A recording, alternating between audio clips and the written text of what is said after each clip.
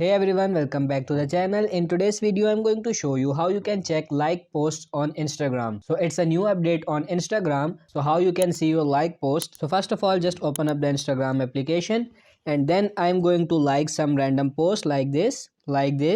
And now if I go to my profile and then tap on these three dots, go for settings and in settings just tap on this account. And if you scroll down before the update, there was an option where you can see your like post, but it's not here now. So after update it will be moved to another place. Again you have to come on your profile and tap on these three dots again and you will see second option, your activity. So if you tap on this your activity, the new update is that your all activity on Instagram is now here. Your like photos, videos, your time spent, interactions and account history, recent researches, all things is here. So if you want to see your like post, you have to tap on this interactions and then you can see here comments, likes, story replies, reviews. So if I go for likes, that was the post I liked just 2 minutes ago and here it is. It doesn't matter how many posts or reels you liked, all things you can see here. And if you replied on someone's story, you can also see this.